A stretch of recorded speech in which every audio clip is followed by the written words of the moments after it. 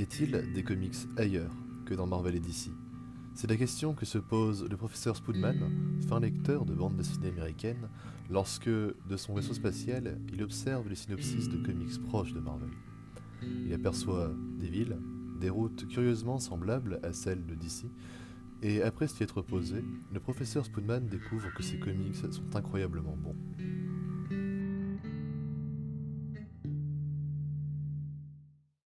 Bonjour à toutes et à tous et bienvenue dans cet épisode de BCRD consacré cette fois-ci à l'univers donc comics d'Hellboy et de Mac Mignola, nommé précédemment Mignolaverse. Comme je l'ai déjà évoqué dans ma dernière vidéo sur l'illustre et incroyable Mike Mignola, on peut retrouver divers comics en rapport avec le personnage de Hellboy, ayant un lien plus ou moins direct avec celui-ci et permettant d'étoffer l'univers de ce dernier en apportant des détails sur certains personnages, des explications à certains événements et apporter les questions manquantes et les réponses adéquates. Alors oui, vous allez me parler, pour ceux qui s'y connaissent, des crossovers et de la place qu'ils ont auprès de notre démon préféré, mais sachez que ces mêmes crossovers ne sont pas canons à l'histoire de Mike Mignola. Bon, j'avoue, certains crossovers sont quand même ultra stylés, comme avec Starman, Ghost, Lagoon, Swamp Thing, ou même avec Painkiller Jane et Batman. L'histoire de cet univers commence en mai 1994 avec la sortie du tout premier comics Hellboy, Seeds of Destruction, ou en français Les Germes de la Destruction. Mike Mignola décide alors de donner une profondeur à l'univers du démon en y faisant apparaître des personnages récurrents, donnant des informations et des références, et nouant ainsi des liens entre eux ou avec le Grand Rouge. Oui, j'ai également vu les films Hellboy. Nous ne parlerons pas ici de l'histoire précise de Hellboy, mais sachez que vos questions trouveront peut-être, je l'espère, une réponse bientôt. C'est ainsi que pendant l'arc premier de Hellboy, on apprend qu'il est apparu en 1944, le 23 décembre, en Angleterre, alors qu'une équipe de héros américaine est chargée de mettre la main sur Rasputin et toute une équipe de scientifiques nazis. On apprend qu'il est désormais agent d'une organisation appelée le BPRD, le fameux Bureau de recherche et de défense du paranormal, où il travaille avec Liz Sherman et Eve Sapien. Mais il serait bien entendu trop simple de s'arrêter là. Figurez-vous que par la suite, les comics Hellboy vont continuer à eux seuls d'étendre le monde créé par Mignola, et même les histoires courtes prendront de l'importance avec le temps. On y retrouvera ensuite les comics axés sur le personnage de Eve Sapien, publiés dès 1998. Ils ouvriront la porte à de nombreuses autres séries de comics, aidant à mettre en place une chronologie des événements et des situations à l'échelle de l'univers entier. Lobster Johnson sera le personnage suivant à avoir ses propres aventures. Il est un personnage imaginaire de comics dans le monde d'Hellboy, dont Hellboy lit les aventures dès son plus jeune âge. Mais l'apparition de son fantôme lors d'une mission du BPRD et d'Hellboy laisse le public sans voix et le mystère plane. Qui est Lobster Johnson? Et l'atout de ce nouveau spin-off, c'est de donner un point d'ancrage durant l'entre-deux-guerres aux États-Unis et apporter certaines précisions et de nouveaux mystères pour les comics de Hellboy. On aura également par la suite la série des BPRD qui fera son apparition, délaissant Hellboy pour se concentrer sur les aventures que vivent les autres membres du bureau après le départ de ce dernier, parti en quête de réponses sur son existence.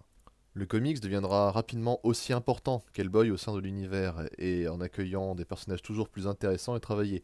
On y suivra bien entendu Liz Sherman, ancienne amie d'Hellboy, capable de contrôler le feu, si on peut appeler ça comme ça, Eb Sapien, dont on a déjà parlé un peu plus tôt, Joan Cross, un médium dont l'esprit s'est retrouvé coincé dans une combinaison hermétique, Kate Corrigan, une humaine détective, tout ce qui est de plus normal, Roger, l'homoncule, un être vivant qui n'a rien d'humain et qui fut réveillé par Hellboy et le BPRD, et qui sera obligé d'apprendre à vivre comme le commun des mortels. C'est sans doute le personnage le plus intéressant du comics. Et le capitaine Ben Daimyo, ancien militaire, décédé et revenu à la vie dans des circonstances étranges et inexpliquées. Ce comics mettra en place plusieurs événements éloignés de l'arc principal d'Hellboy.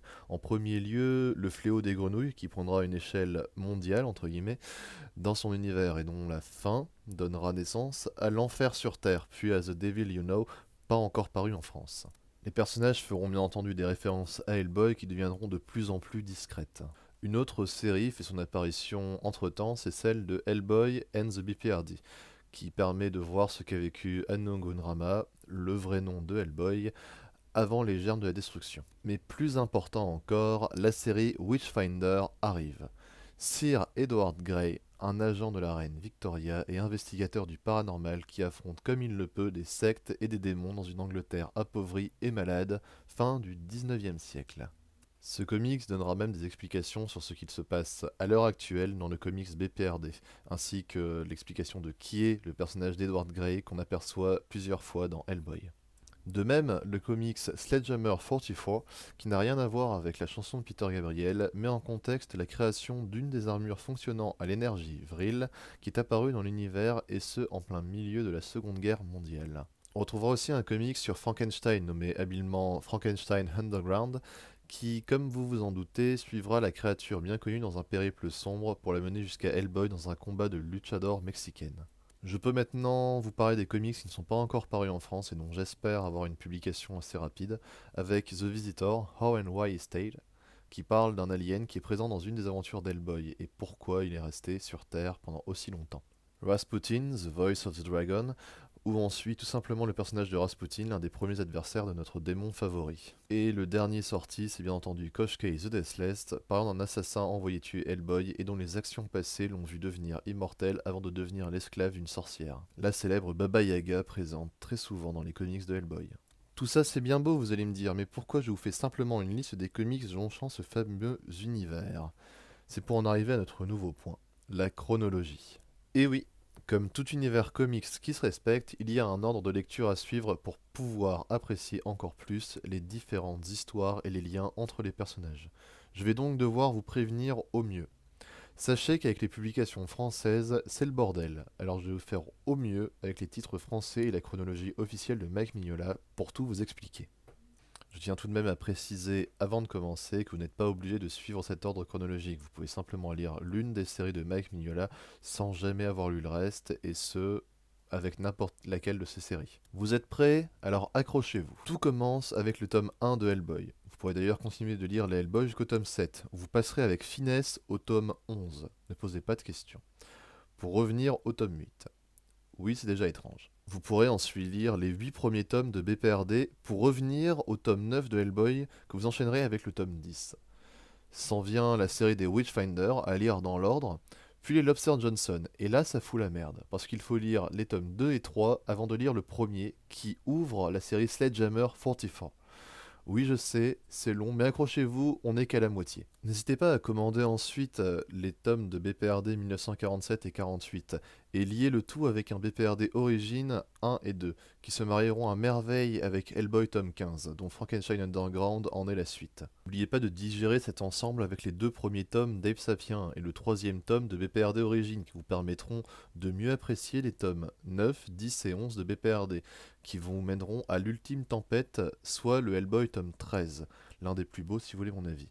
Mais je sais que vous vous en fichez. N'hésitez pas à vous servir un grand verre de Hellboy tome 12 avant d'entamer le superbe BPRD L'Enfer sur Terre tome 1, 2 et 3. Mais ce n'est pas tout. Oui, n'oubliez pas de finir les Hellboy avec les Hellboy en Enfer 1 et 2. Là je vous préviens, soyez en passant, que ce sont les derniers tomes de Hellboy à jamais.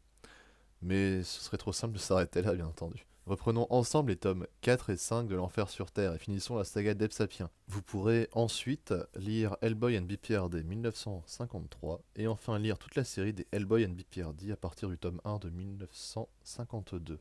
Ensuite, n'hésitez pas tout simplement à lire la fin de l'Enfer sur Terre et à partir de là, vous pourrez lire toutes les futures sorties. Voilà, on a fait le tour. Le bordel, vous dites? Ouais.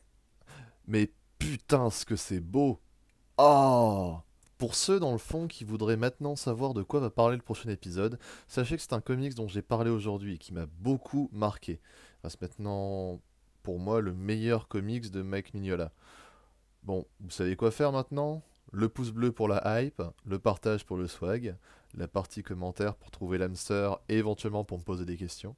Et enfin, il ne me reste plus qu'à me présenter, comme toujours. C'était Guillaume, aka Spoonman, pour vous servir.